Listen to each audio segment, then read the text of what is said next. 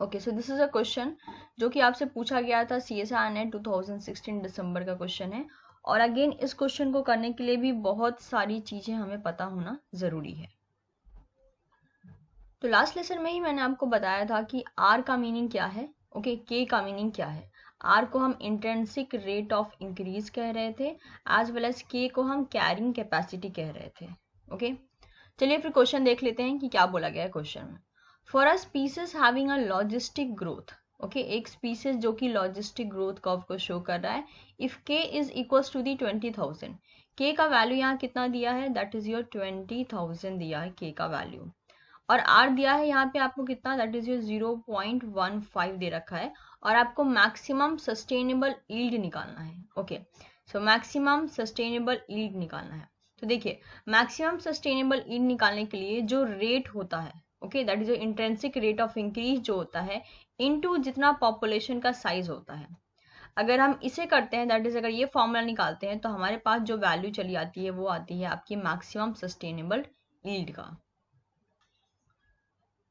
तो मैं आपके लिए थोड़ा सा रिवाइज कर देती हूँ कि आपका लॉजिस्टिक ग्रोथ कर्व क्या है, क्योंकि यहाँ पे मेंशन कर रखा है। देखिए, लॉजिस्टिक ग्रोथ कर्व क्या होता है, जो लॉजिकली सारी चीजों को फॉलो कर रहा है, ये है आपका लॉजिस्टिक ग्रोथ कर्व। ये जो डैश है यहाँ पे, ये है आपका कैरिंग कैपेसिटी, मतलब उस इन्वायरमेंट का कैरिंग कैपेसिटी, यानी इतने कैरिंग कैपेसिटी तक एक पर्टिकुलर इन्वायरमेंट जो है ऑर्गेनिज्म को एकोमोडेट कर सकता है, उनको फूड प्रोवाइड कर सकता है और स्पेस भी प्रोवाइड कर सकता है। तो के का वैल्यू हमें दे रखा है, के का वैल्यू दिया हुआ है, आर का वैल्यू दिया है, लेकिन ये जो फॉर्मूला है इसमें आपका एन चाहिए। एन कहाँ से मिलेगा, एन जो है आपका पॉपुलेशन साइज होता है।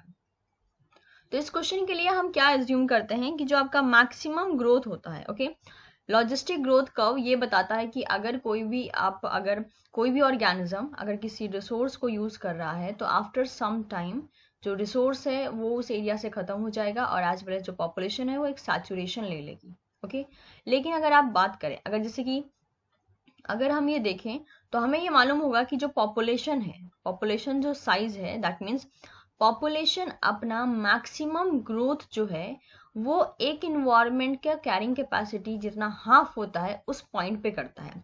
यानी एन मैक्सिमम कब होगा, पॉपुलेशन का ग्रोथ मैक्सिमम कब होगा, वो होगा आपका k/2 पॉइंट पे।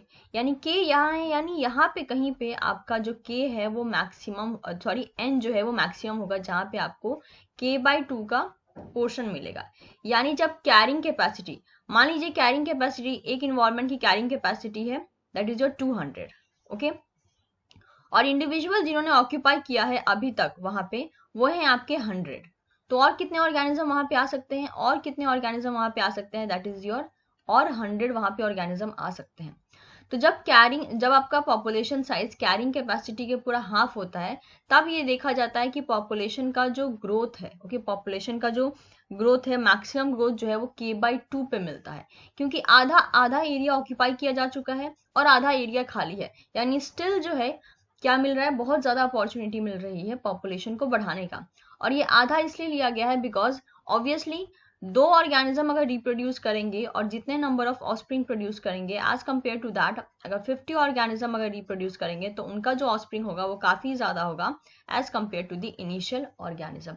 इसलिए जब एन जो है, एन आपका दैट मीन्स पॉपुलेशन साइज और ओवरऑल अगर हम ग्रोथ की बात करें, तो ग्रोथ आपका यहाँ पे हम मेनली बात कर रहे हैं ग्रोथ का। तो ग्रोथ आपका मैक्सिमम कब होता है, मैक्सिमम ग्रोथ कब होता है, जब पॉपुलेशन आपके k/2 पे पहुंच जाता है। पॉपुलेशन साइज जब k/2 पे पहुंचता है तब आपका ग्रोथ मैक्सिमम देखने को मिलता है। यानी यहाँ पे हमारे पास k है, तो क्या हम यहाँ से आपका मैक्सिमम ग्रोथ निकाल सकते हैं, मैक्सिमम ग्रोथ यहाँ से हम इजीली निकाल सकते हैं, यानी हम n यहाँ से इजीली निकाल सकते हैं। यानी n इक्वल्स टू कितना हो जाएगा, k/2 हो जाएगा।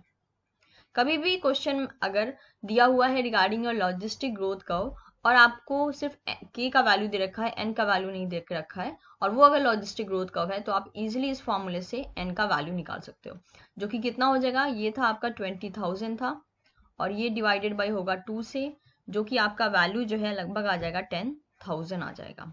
ओके, तो n की वैल्यू कितनी हो गई, 10,000 हो गई। अब हमारे पास ये फॉर्मूला है किसका, मैक्सिमम सस्टेनेबल यील्ड को निकालने का। बहुत सिंपल है, आप नॉर्मली फॉर्मूला यहाँ पे अप्लाई कीजिए मैक्सिमम सस्टेनेबल यील्ड का, आपका फॉर्मूला है r इंटू एन। r कितना दे रखा है, r ऑटोमेटिकली यहाँ पे क्वेश्चन में ही दे के रखा है, दैट इज योर 0.15। n हमने कितना निकाला है, n हमने निकाला है 10,000 निकाला है। ओके, अब जब आप इसे इंटू करेंगे तो आपके पास जो वैल्यू आएगी वो कुछ आएगी, दैट इज योर 1500 की वैल्यू आएगी। फाइन, तो इस वे में हमने देखा कि ओवरऑल जो हमें हमारा जो आंसर निकला है, अगर हम अपना आंसर देखें तो हमारे पास आंसर जो है हमारा सेकंड स्टेटमेंट से, सेकंड ऑप्शन से मैच हो जाता है। यानी यहाँ पे जो मैक्सिमम सस्टेनेबल यील्ड होगा वो होगा आपका 1500। ओके, और कैसे निकला है ये भी बता दिया मैंने आपको। और k/2 हमने इसलिए लिया है बिकॉज अगर मान लीजिए यहाँ पे बहुत ही सिंपल सा फंडा अप्लाई होता है, दो ऑर्गेनिज्म हैं तो वो number of offspring come produce करेंगे, इसलिए ज्यादा ऑफस्प्रिंग कब हमें मिलेंगे, जब उसको प्रोड्यूस करने वाले ऑर्गेनिज्म ज्यादा होंगे। तो आप ये भी कह सकते हो कि हाँ, इनिशियली जब इनिशियल पॉइंट से अगर हम बात करें तो वहां भी पॉपुलेशन ग्रोथ होती है, लेकिन उस पॉपुलेशन को ग्रो करवाने के लिए जो इंडिविजुअल होते हैं वो कम होते हैं, इसलिए मैक्सिमम हमें ग्रोथ नहीं मिल पाती है।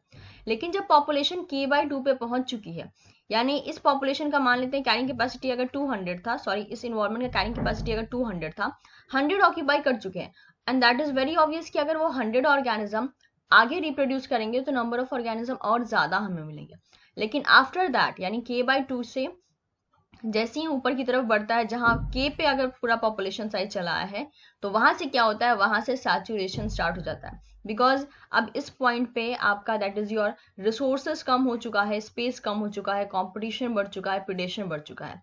क्योंकि ऑब्वियसली कोई भी स्पीसीज हो अपने पॉपुलेशन में एक पर्टिकुलर टाइम तक ही प्रॉपर वे में स्टेबल तरीके से रह पाते हैं, लेकिन आफ्टर दैट जब पॉपुलेशन साइज ज्यादा हो चुकी है और उनको दैट इज रिसोर्सेज की अवेलेबिलिटी कम है, स्पेस की अवेलेबिलिटी कम है, तो वो फिर आगे ज्यादा नहीं बढ़ पाते, पॉजिटिव वे में अपना ग्रोथ नहीं कर पाते हैं।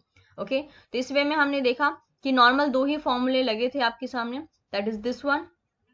Okay, that is your maximum sustainable yield का, और आपको ये याद रखना है। In fact if I am not wrong 2018 में इससे क्वेश्चन भी आया था कि मैक्सिमम ग्रोथ जो है पॉपुलेशन का वो कब देखने को मिलता है, कौन से पॉइंट पे देखने को मिलता है। So make sure it will be at your k/2 point. Okay, जब कैरिंग कैपेसिटी का पूरा हाफ जो है पॉपुलेशन साइज होता है तब हमें मैक्सिमम ग्रोथ रेट देखने को मिलता है। सो मैं आई एम एक्सपेक्टिंग कि इस क्वेश्चन से आपको बहुत कुछ जानने को मिला होगा, and your answer is second.